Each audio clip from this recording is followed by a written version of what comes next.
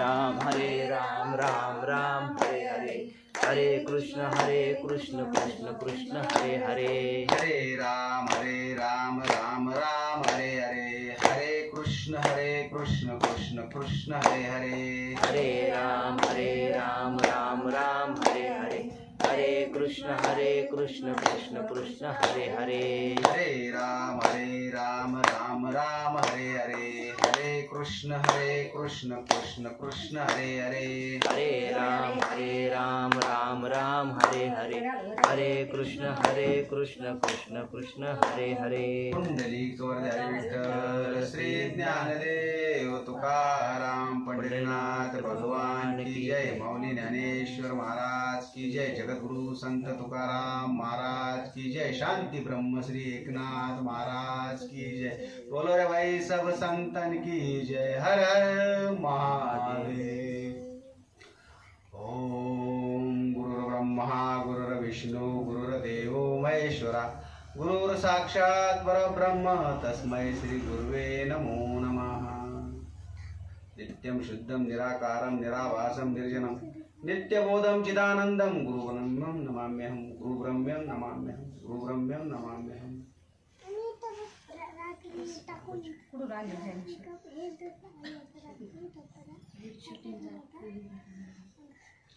तैसे येण्याची शरीरे शरीरा येणे सरे, किंबहुना एर झारे शिरा पडे। ज्ञानांचे योगी ज्ञानेराज माऊली यांच्या महाग्रंथातील ज्ञानेश्वरी या महाकाव्यातून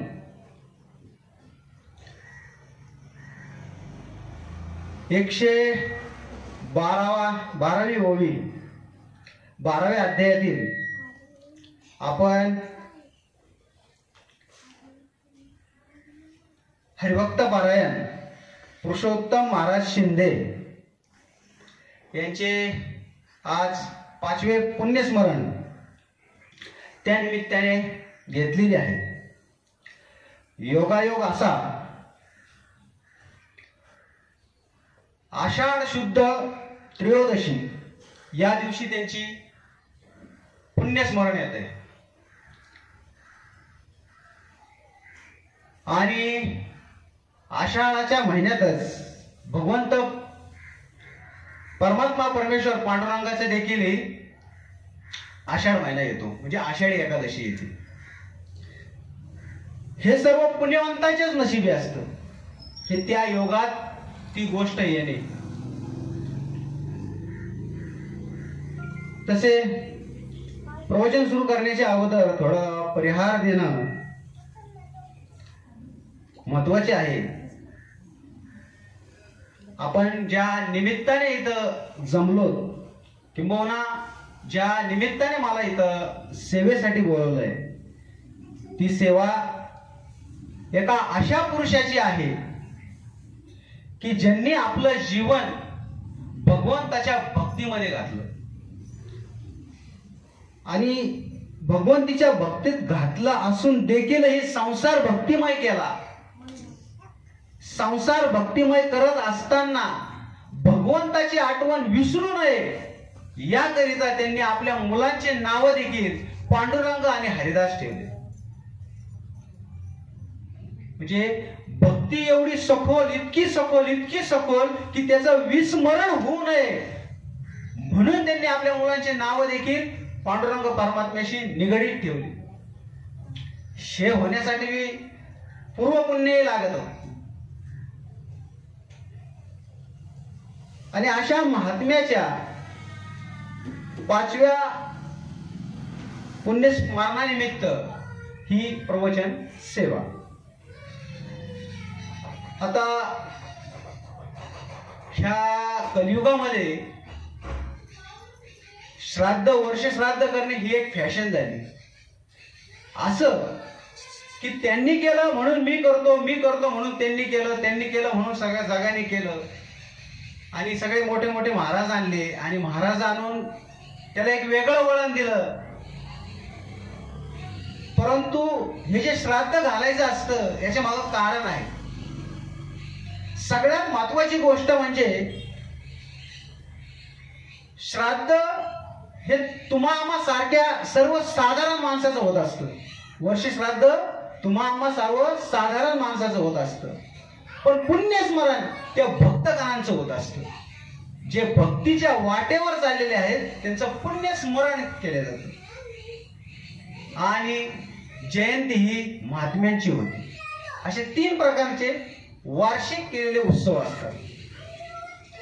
आणि त्या उत्सवामध्ये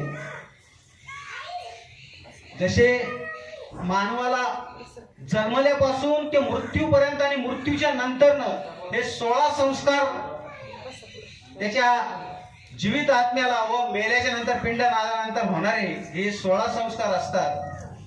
आणि त्या 16 संस्कारातील पहिले 12 संस्कार होऊन जातात आणि त्या गेल्याच्या नंतर त्याचे 4 संस्कार होतात. त्या 4 संस्कारामध्ये पहिल्यांदा अग्निसंस्कार, त्यानंतर आपला पानाड्याचा कार्यक्रम अस्थि संस्कार, त्यानंतर 10वा आणि 10 दिवसापर्यंत तो जो जीवित आत्मा असतो तो जीवित आत्मा आपल्या परिवाराच्या अवतीभोवती धुंडाळत असतो. हे मी सांगत नाही, हे शास्त्र सांगत असतो. तुम्ही 13वा केला की त्याला गती निर्माण होते आणि वर्ष श्राद्ध केल्याच्या नंतर त्यांना पुढची गती भेटण्यात येते, किंबहुना त्यांच्या गतीला थोडीशी चालना भेटते, फुटप भेटतो.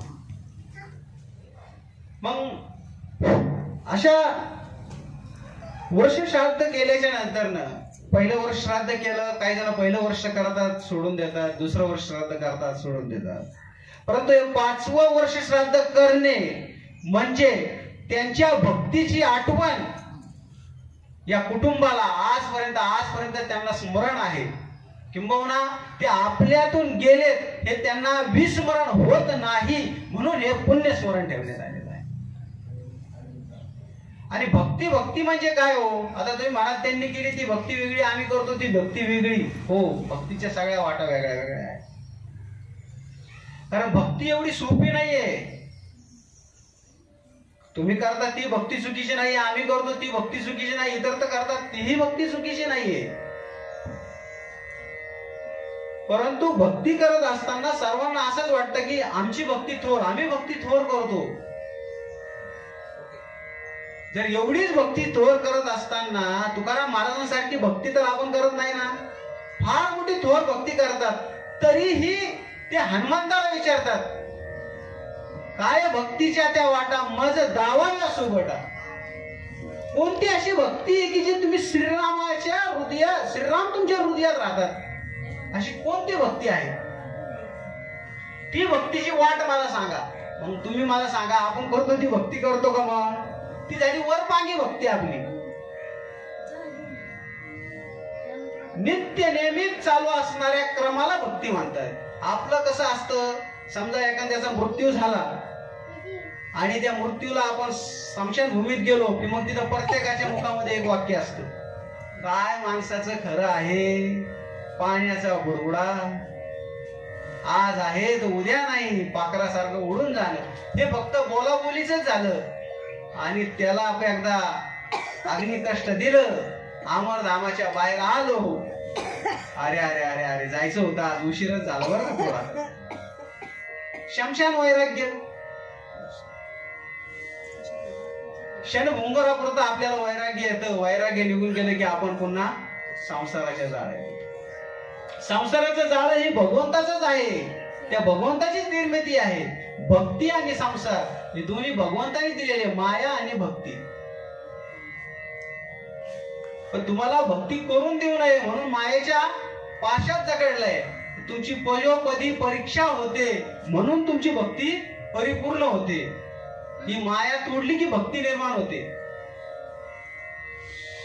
आणि हा दंड भगवंतानेच घालून दिलेला आहे आपल्याला. आपल्या आईच्या गर्भात असताना भगवंतानेच हा दंड घालून दिलेला आहे. उदरी असता दिला दंड, वरती पाय खाली तोंड. उदरात असताना पासूनच आपल्याला सुरुवात केलेली आहे. पण हा जीव हा जीव फार वेडा, हा भगवंताशी लबाडी वागणारा हा जीव आहे का नाही? भगवंताशी लबाडी वागणारा. तात्पुरता आपण समजा, आता छोटं उदाहरण देतो, आपण एखाद्या देवीला किंवा देवतेला गेलो, लगेच आपल्या मनात फेमस येते, आई माझं हे होऊ दे, बाबा माझं ते होऊ दे. आपण देवाला मागतोय. अहो, आपण देवाला मागण्याची गरजच नाहीये. तुम्ही मला सांगा ना, आता दोन फरक तुम्हाला देतो मी. देवळाच्या बाहेर बसलेला हा भिकारी भीक मागतो, आणि देवळात जाऊन आपण काय करतो? मग कोण भिकारी?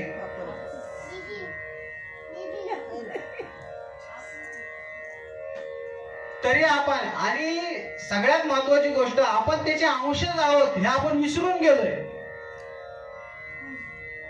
त्याला मागण्याची गरजच नाहीये. तो सर्वव्यापी, सर्व परिपूर्ण आहे, तो देणारच आहे. त्यांनी जीव तुम्हाला जीवाला घातलेला आहे. अहो, एक प्राणी, एक मनुष्य प्राणी सोडला 83,99,999 जीव जगतात का नाही? मनुष्य जीवन असं एकच आहे ज्याला भक्ती करण्यासाठी भगवंताने पाठवून दिलं, परंतु तो मायेच्या पसाऱ्यामध्ये गुरफटत चाललेला आहे, आणि तो काय तुटल्या जात नाही. ते तुटेल केव्हा? जेव्हा तो भक्ती मार्गात जाईल, जेव्हा तो भगवंताशी निगडीत राहील, सतत सतत सतत नाम चिंतन करेल, भगवंताच्या पायाशी एकरूप राहील, नवे नवे भगवंताशीच एकरूप होईल, त्यावेळेस त्याची भक्ती परिपूर्णतेला लागेल. तुम्ही म्हणाल मग सगळेजण भक्ती करतात आणि मृत्यू तर सगळ्यांनाच आहे. सूर्य उगवायला आला तर असतं तर होणारच, मृत्यू सगळ्याला आहे. आणि कलियुगामध्ये मृत्यू तर अटळ आहे. आयुष्यमान 100 वर्ष दिलेलं आपल्याला. 100 वर्षाच्या आयुष्यामध्ये आपल्याला 50 वर्ष झोपेसाठी निघून जातात, उरतात ते 50 वर्ष. 50 वर्षामध्ये बालपण निघून जातं, बालपण नंतर तारुण्य येतं, तारुण्याच्या नंतर वैवाहिक जीवन येतं, वैवाहिक जीवन आलं की संसारात गुरफटतो, संसारात गुरफटला की संसार करता करता वृद्धपण येतं, वृद्धपण आल्याच्या नंतर भगवंताची आठवण येते. मग मला तुम्ही सांगा, ज्या वेळेस पूर्ण शरीर जरा व्याधीने जगडलेलं असेल, त्यावेळेस भगवंताचं नाव येईल का डॉक्टरचं नाव येईल? मग भक्ती केव्हा करायला पाहिजे? तारुण्यात भक्ती करायला पाहिजे, बालपणात भक्ती करायला पाहिजे. आपण काय करतो, कुठे प्रवचन किंवा कीर्तन असेल ना, लहान मुलं घरात ठेवतो आणि एकटे जायचा प्रयत्न करतो. हे फार चुकीचं करतो आपण त्यांना घेऊन गेलं पाहिजे. अहो, करू द्या ना गडबड त्यांनी, पण ज्यावेळेस हे शब्द त्यांच्या कानावर पडतील त्यावेळेस त्यांच्यावर संस्कार घडतील. त्यावेळेस त्यांना कळलं प्रवचन काय असतं, महाराज काय असतं, संस्कार काय असतात, बोलणं काय असतं. आणि मग आपण हे करत असताना कसं असतं, या कलियुगामध्ये माणसाला भक्तीला आणि देवासाठी वेळ राहिलेला नाही. इथं मी तर म्हणतो ना की माणसाला मरायला देखील वेळ राहिलेला नाही. ज्यावेळेस तो डॉक्टरच्या जवळ बेडवर पडलेला असतो त्यावेळेस म्हणतो, डॉक्टर मला लवकरात लवकर बरं करा, 1-2-3 कामं करायचे. म्हणजे मरायला वेळ राहिलेला नाही. या कलियुगामध्ये इतकं फास्ट, इतकं फॉरवर्ड जीवन झालंय माणसाचं. आणि मायेनी आणि पैशाच्या लालसापाठी मनुष्य एवढा वेळा झालेला आहे, एवढा वेळा झालेला आहे. आता तुम्ही पेपर वाचताय, टीव्ही पाहताय, संस्कार नाम मात्र राहिले नाही. भक्ती ही अशी किंवा संस्कार थोड्या तुटपुंज लोकांपर्यंतच राहिलेली आहे, आणि ते पण बोटावर मोजण्या एवढी अशी खरी भक्ती राहिलेली आहे. मगाशी सांगता सांगताच मावशींनी सांगितलं की महाराजांना सत्य पटत होतं. महाराजांनी सत्यतेच सर्व मांडायचा प्रयत्न केला, परंतु समाजाला ते कळलं नाही, म्हणून त्यांनी आपलं कारभार बंद केला. त्याचं कारणच आहे, बुडते हे जन न देखे डोळा, येत असे कळवळा संतांशी. ह्यो कळवळा येतो, पोटतिडकीने सांगण्याचा प्रयत्न करतात, पण जाणून घेणार कोणी? प्रवचन चालू आहे तोपर्यंत हा ते महाराज म्हणले होते खरं एकदम ओके, बाहेर गेल्याच्या नंतर पैशाची मीमांसा लागलेली.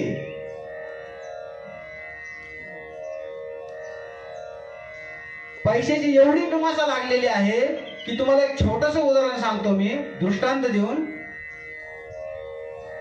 एक गावामध्ये एक राजा होता राजा, आणि तो राजा दान धर्मामध्ये इतका माहिर होता की चालताना कोणाही भिकारी असो, जोगी असो, साधू असो, संत असो, फकीर असो, मुनी असो, त्यांना दान धर्म केल्याशिवाय राहत नसे, एकही दिवस जात नसे त्याचा. तर मग एक दिवस त्याच्या गावातून एक फकीर चाललेला असतो, आणि फकीराकडे तुम्हाला माहिती आहे असं कटोरा असतो एक, तो कटोरा घेऊन तो मागत असतो. तो एका राजवाड्याच्या समोरच एका महिलेला भिक्षा मागतो.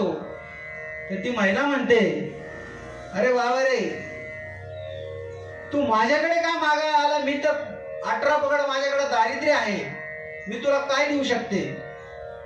एवढा मोठा धनाढ्य राजा आहे, तो राजा तुझी इच्छा पूर्ण करेल, तू त्याला मागून पहा. तो सहज बोलून जातो की तो राजा माझी काय कोठरी भरणार आहे, राजाकडे तर एवढं काहीच नाही. कोण सांगतोय? फकीर. तो जाणारा शिपाई ऐकतो, आणि शिपायाला वाटतं की अरे फकीरांनी तर राजाला चॅलेंज केली. तो फकीर त्याला धरतो, बंदिस्त करतो आणि महाराजांकडे घेऊन जातो. महाराजांचा दरबार भरलेला असतो, आणि महाराजांचं दान पुण्याचं कार्य चालू असतं. चालू असताना मध्येच शिपाई सांगतो की महाराज, हे जे आलेले फकीर आहेत, हे फकीर बाबा म्हणतायत की तुझा राजा माझी कटोरी काय भरणार, त्याच्याकडे एवढी क्षमता नव्हे. अरे म्हणजे असं कसं शक्य आहे? धान्याचे कोठारे भरलेले आहेत, जड जवाहरात हिऱ्यांनी माझा खजिना पूर्ण भरलेला आहे, माझ्या राण्यांच्या अंगावर एवढं सोनं आहे, याचे मुठभर टाकले की कटोरा भरेल. पण हा असा म्हणतो. ठीक आहे म्हणतो राजा, तुझ्याकडे काय असेल ना तर ते माझ्या कटोऱ्यात टाकून दाखव. चालेल. राजा शिपायाला आदेश देतो, जा रे आपल्या धान्याच्या कोठऱ्यातून थोडं धान्य आण आणि याला टाकून दे. तो धान्य टाकतो, धान्य त्याच्यात नसतं. असं करत करत करत पूर्ण धान्याचे कोठार संपतात, खजिन्याचे कोठार संपतात, राजाच्या अंगावरचे अलंकार संपतात, पण ते काय कटोरा भरल्या जात नाही. नाईलाजच तो राजाला राणीच्या अंगावरचे दागिने मागावे लागतात, अलंकार मागून घेतात, ते अलंकारही टाकतात, पण तो कटोरा काही भरत नाही. राजा विचारात पडतो, आता याला द्यायचं तरी काय द्यायचं? अंगावरचे वस्त्र सोडले तर आता काही राहिलं नाही, पण कटोरा भरेल कसा? राजा विचारात पडतो. तो कटोरा तिथंच ठेवतो, आणि तो फकीर म्हणतो, आता मी जातो राजा, कारण मला माहितीये तुझ्यामध्ये ऐपत नाहीये माझा कटोरा भरण्याची. राजाला फार राग येतो, परंतु राजा दुःखी होतो की मी एवढा दानी असताना, मी एवढा पुण्यवान असताना या फकीराची आपण कटोरी भरू शकलो नाही. राजाला विचार येतो. राजा विचारवंत असतो. विचार करत असताना राजा म्हणतो, ही जादूची तर कटोरी नसेल ना? या फकीराने काही जादू टोणा तर केला नसेल ना? विचारात पडतो. पण फकीर हा निघून जातो. निघून गेल्याच्या नंतर राजा 1 तास 2 तास रात्रभर विचार करून करून करून चिंतेने ग्रस्त होतो.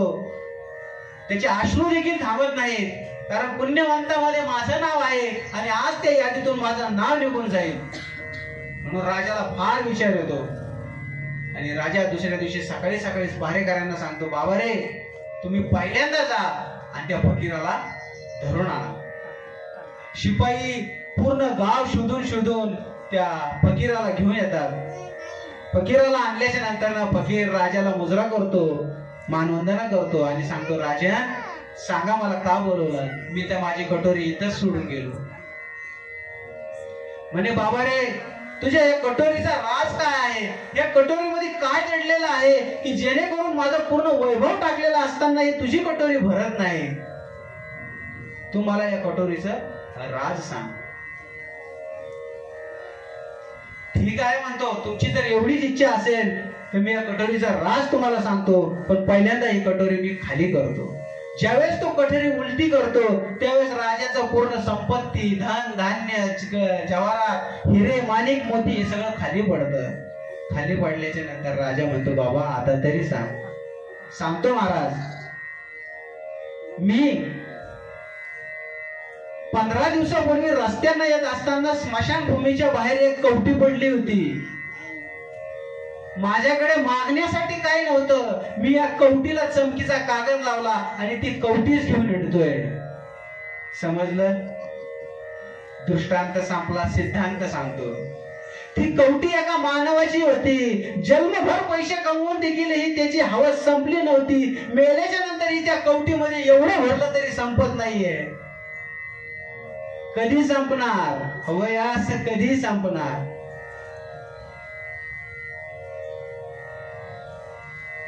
जन्मापासून ते मृत्यूपर्यंत आणि मृत्यू नंतरही मानवाच्या बुद्धीमध्ये, तुम्ही मला सांगा, आपण म्हणतो आता हे भूत झाला, ते झाला, हे झाला, ते झाला.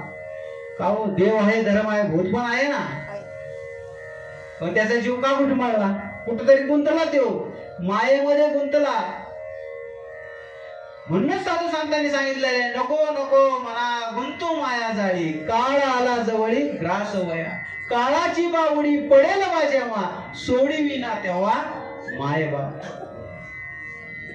सोडविना राजा देशाचा चौधरी, आणि किती सोयरी भली भली.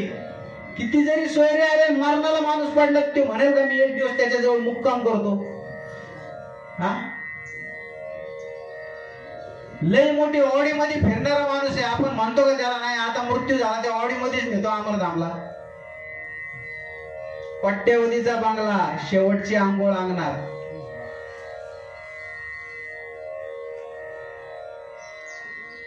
आयुष्यभर लाखो रुपयाचे कपडे घालणारा माणूस 25 रुपयाच्या कपड्यामध्ये झाकल्या जाणार. 6 हाताचं कपडं लागतं, 6 हाताचं, जास्त कपडा लागत नाही. तरीही मीपणा, तरीही माझं माझं म्हणण्याचं सगळं, आणि माझं माझं म्हणत असताना शेवटी कोणीच नाहीये. हे माणसाला फक्त बोलणाऱ्याकडनं ऐकल्यावरच चांगलं वाटतंय, पण प्रत्यक्षात करायला करून तर पहा दुःख किती आहे. कोण कोणासाठी प्रिय आहे इथं? कोणी कोणासाठी नाही. एक भगवंत सोडला तर सोडविना तुझला कोणी, एका चक्र पाणी वाचून या. एका त्या भगवंताविषयी तुम्हाला कोणीच सोडू शकत नाही. या मायेच्या जंजाळातून, माया एवढी जकड आहे. मग माया एवढी जकड असताना भक्ती कशी करायची? भक्ती कोण्या प्रकारे करायची? मग इथं एवढे मोठे श्रेष्ठ असणारे संत शिरोमणी, जो भक्तीचा कळस आहे, ते तुकाराम महाराज हनुमंताला विचारतात ती काय भक्तीच्या त्या वाटा, ती भक्तीचीच वाट कोणची आहे? मग मला सांगा, तुकाराम महाराजाला भक्तीची वाट माहिती नाही का? अहो सहज हे वैकुंठाला जाणार आहे ते व्यक्तिमत्व, ते विचारतात. पण तुम्हाला आम्हाला एवढी सहज भक्ती माहिती होईल का? अर्धा तास देव चोळलेली भक्ती होती का? पितांबरी देवाच्या डोळ्यात, जाऊ द्या घासा, होईल एकटी सहज भक्ती?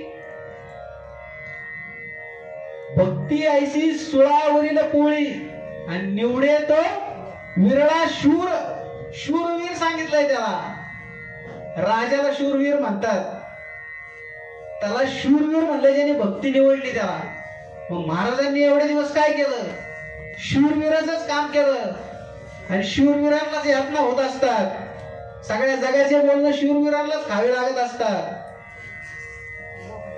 संतांनाच बोलणे खावे लागले त्या काळातही आजच्या काळातही. राम होता त्यावेळेस राम कळला नाही, श्रीकृष्ण भगवान होते तेव्हा श्रीकृष्ण भगवान कळले नाही. त्याच्यानंतर साधू संत आले, साधू संत देखील कळले नाही. लोक म्हणतात तशी भक्ती कुठं राहिली का? शंका निर्माण होते का नाही? ज्ञानेश्वर माऊलींनी केली, एकनाथ महाराजांनी केली, तुकाराम महाराजांनी केली, तशी भक्ती राहिली का? राहिली ना. का नाही राहिली? आपण त्यात पात्र नव्हे हे महत्वाचं आहे. किंबहुना आपल्याला ती वाट सापडलेली नाही, किंबहुना आपल्याला ते गुरु सापडले नाही, किंबहुना आपल्याला सद्गुरूची भेटच झाली नाही. भेट झाली असती तर आपणच देव होऊन झालं असतं ना. साधू संतांनी उगाच सांगितलं का देव पाहायची गेलो देव होऊन या ठेलो. देव पाहायला गेलो, मला सद्गुरू भेटले, सद्गुरूने मग माझ्या जीवनाची काय पालट केली. मग तसे वेळेचे सद्गुरू भेटले पाहिजे का नाही? तुम्ही म्हणा तसे सद्गुरू कुठं राहिले? आता देव दाखवणारे सद्गुरू राहिले कुठं?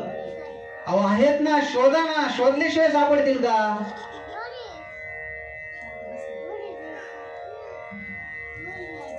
देव सदा जवळीच असेल, देव सदैव जवळीच आहे, पण त्याला शोधायचं कुठं? परत सांगितलं तुझं आहे तुझं पाशी परंतु जागा. एवढं सगळं कळतंय, मग चुकलंय कुठं हे का कळत नाही आपल्याला?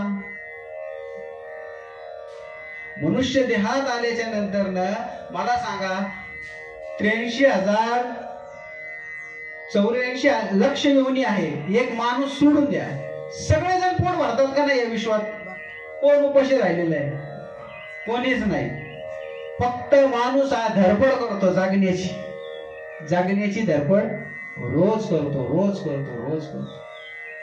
आणि रोज केल्याच्या नंतर प्रत्येक वर्षाला आपण वाढदिवस साजरा करतो. मला सांगा आता तुम्ही जन्माला आल्यापासून माणसाचा वाढता दिवस असतो का कमी होणार असतो? वाढदिवस असतो कमी असतो महाराज. दिवस कमी होतात. एक वर्ष कमी झाला 99 झाले, 100तून एक गेला 99 राहिले, 101 होतो. पुन्हा दुसऱ्या वर्षी वाढदिवस केला 98 राहिले आपले. असे करत करत आपण मृत्यूच्या जवळ जात असतो. पण आपल्याला असं वाटतं नाही माझं वय वाढलं, आता 47 48 झालो. अरे बाबा 100तून 48 गेले तुझे. मायनस मध्ये चाललात तुम्ही, प्लस मध्ये नाहीये. प्लस तुम्हाला काय नाही तर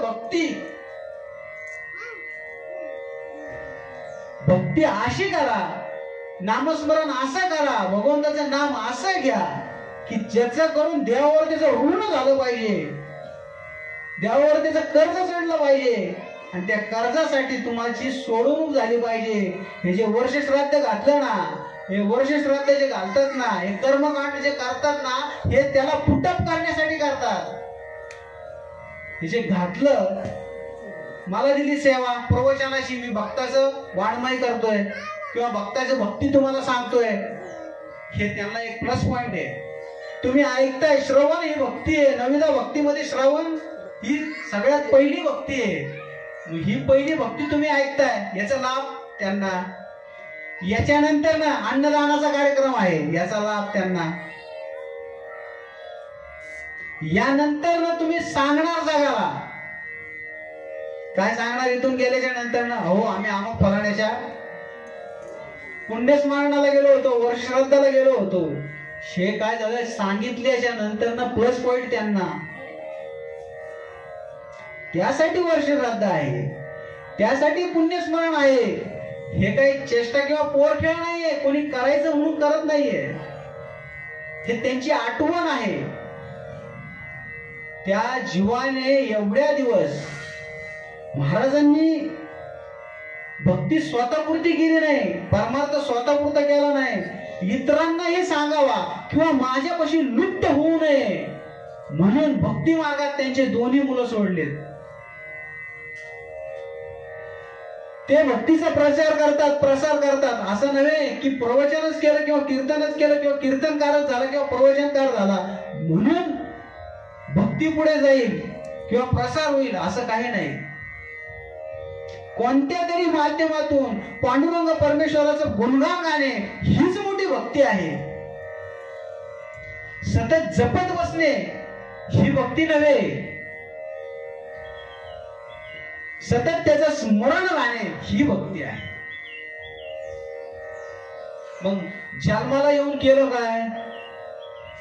आपल्याकडे मन आहे, आला आला ह्याला पाणी वाहू वाहू मेला. तो कशाचं पाणी वाहतो? संसाराचं पाणी वाहतो, या मायेचं पाणी वाहतो.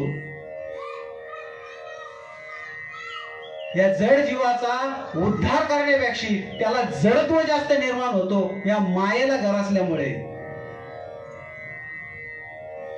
आणि शेवटी माझं माझं माझं म्हणत असताना एक दिवस त्याचा प्राण त्यागलाच जातो.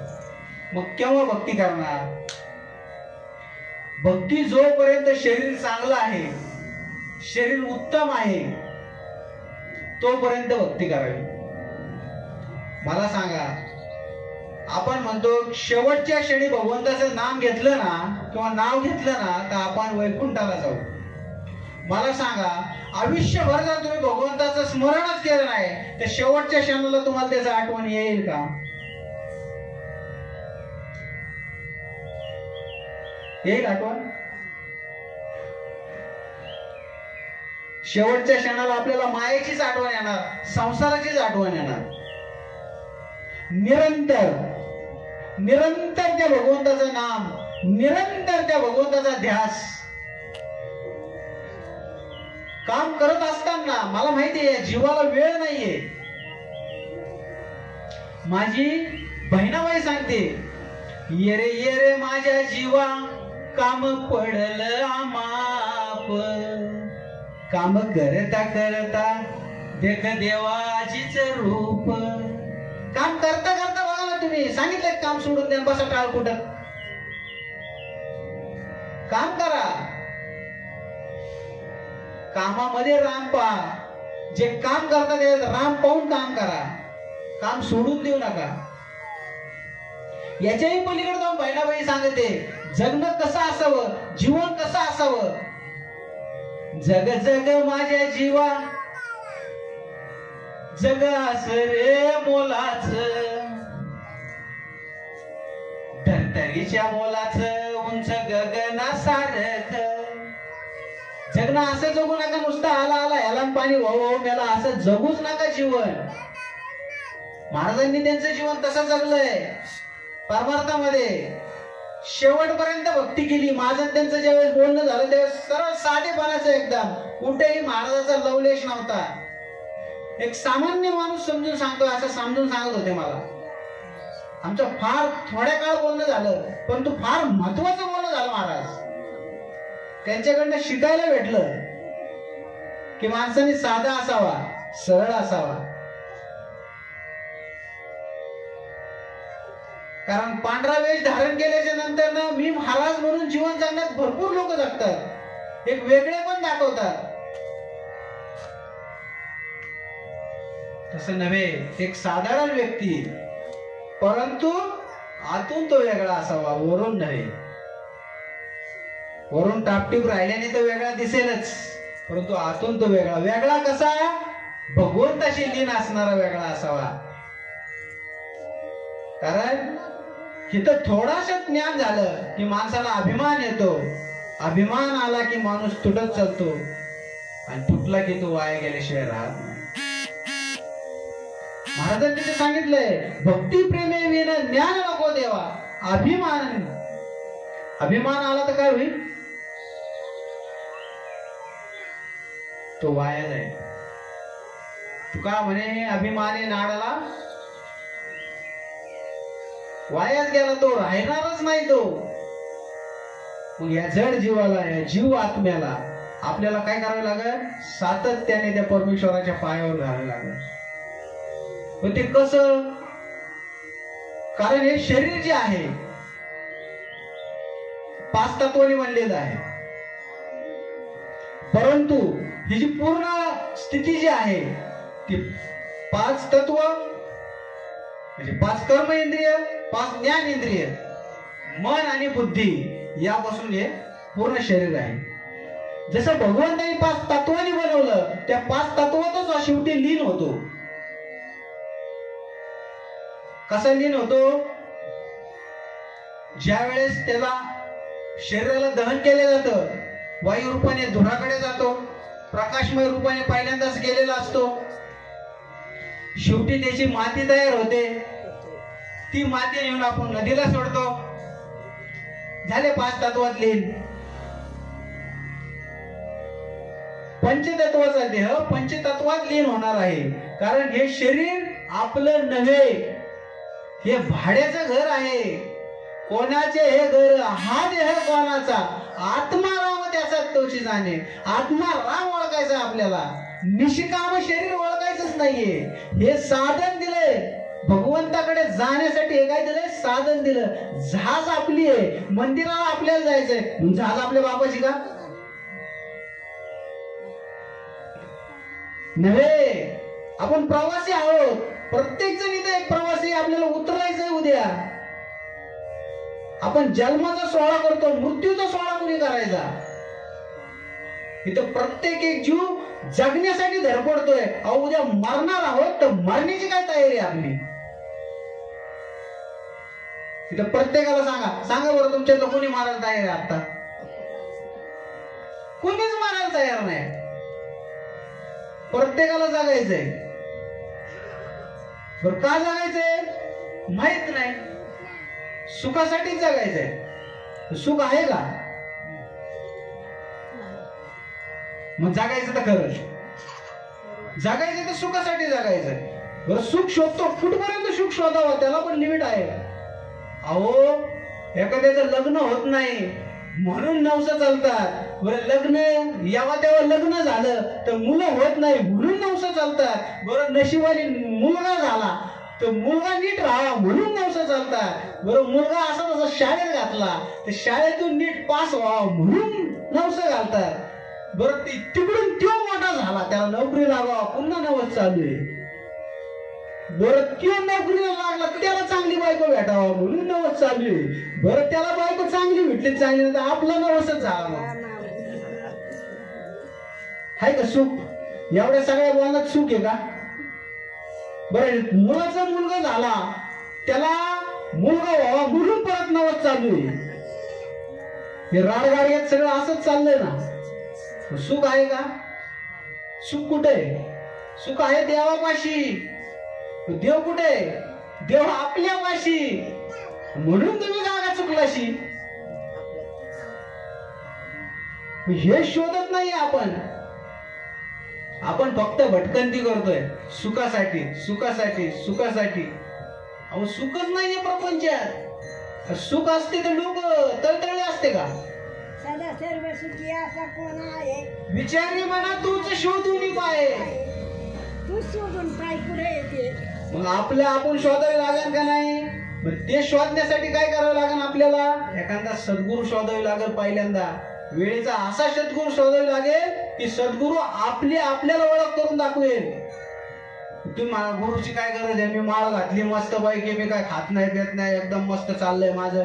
हरिपाठ चालू आहे, परिपाठ चालू आहे, दिंड्या करते, सगळंच करतो, भजन करतो, कीर्तन करतो, सगळं करतो. मला काय गरज आहे आता?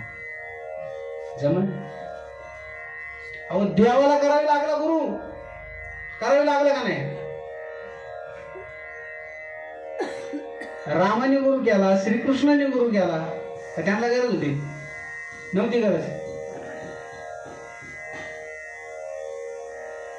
राम केला ब्रह्मज्ञानी, वशिष्ठ मुनी तारक. श्रीकृष्ण गेले सांदीपणी. कशासाठी गेले ते तर देव होते ना. त्यांना गुरुची गरज नाही. आपल्याला काय करायचं? आपण कुठं देव आहे? फार महत्वाचं आहे. आपल्याला जर ओळख झाली नाही, आपल्याला जर भगवंत कळाला नाही, तर नुसती भक्ती करण्यात काहीच अर्थ नाही. तुम्ही म्हणा मग भक्ती आम्ही करतो, मग आम्हाला कशी सोडवणूक काय नाही का? आहे ना. तुम्ही भक्ती जास्त केली ना, तुम्हाला मी सांगतो आता काय होतं. तुम्ही भगवंताचे लेकरच आहात. मांजर आहे ना, मांजर आपल्या पिलाला दातात धरते, तिकडे नेते. तीच मांजर उंदराला पण दातात धरते. दात तेच आहेत ना. मग यमाचं बोलवणं आपल्याला तेच आहे का नाही? मृत्यू आपल्याला शेवट आहे का नाही? भगवंत भक्ती केल्याच्या नंतर ना आपल्याला कोण दूध पाठवतात नेण्यासाठी. नाही केल्याच्या नंतर मग हाय यमाचे टोले त्या प्रकारचे यम यातना सांगायचे का सगळ्या दादा फार यमाची यातना आहेत. एक एक यातना ऐकली ना तर जगणं तुम्ही म्हणते मरायलाच नको आता. जीवन असंच जगलेलं बरोबर मरतच नाही आता. पण हे कलियुग आहे. चारी युगात मृत्यू अटळ भगवंताला आपलं शरीर सोडावे लागलंय. श्रीकृष्णांचं कार्य संपलं श्रीकृष्णांना शरीर सोडावे लागलं. रामांचं कार्य संपलं रामांना शरीर सोडावे लागलं. तुम्हा आम्हाचं काय हो तुमचं आमचंही शरीर जाणारच आहे. कारण हे भाड्याचं घर आहे. मी मगाशीच सांगितलं तुम्हाला हे भाड्याचं घर आहे. याला खाली करायचंय. तुमचा आणि त्याचा करार झालेला आहे 55 वर्ष 60 वर्ष 100 वर्ष. तुम्ही भाडं देताय त्याला म्हणून ते चाललंय. तुम्ही भाडं नका देऊ खाली होईल. भाड्याचंच घर नाही तर काय भाडं थकलं त्याला निघा बाहेर मालकाचं. मग भाडं थकलं नाही पाहिजे त्याला क्लिअर करायचं. मग कसं नामाच्या द्वारे होईल नाम साधनाच्या द्वारे होईल. या शरीराची साफसफाई घ्यावी लागेल. वरून साबण लावून साफसफाई होत नव्हे आतून शुद्धी पाहिजे.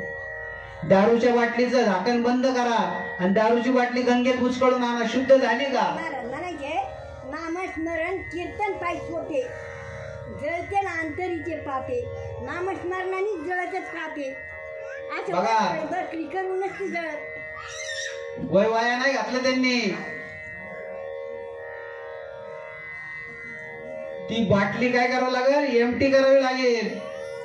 आतून धुवावी लागेल. मग तिचा सेंट जाईल अत्तरचा. तो सेंट तसाच राहील आतमध्ये मटेरियल राहिल्यावर. तसं आत मटेरियल आपल्याकडे मायेचं गुंतलेलं. बरं आजचं नव्हे ते जन्मांतरीचं आहे. त्यातून सुटून सुटून सुटून सुटून सुटून सुटून सुटून शेवटच्या योनीमध्ये मानव देह भेटलेला आहे. या मानव देहाने आपल्याला तिथवर जायचंय. शरीराच्या साधने सच्चिदानंद पदवी घेणे. या शरीराच्या साधनाने सच्चिदानंद पदवी घ्यायची आपल्याला.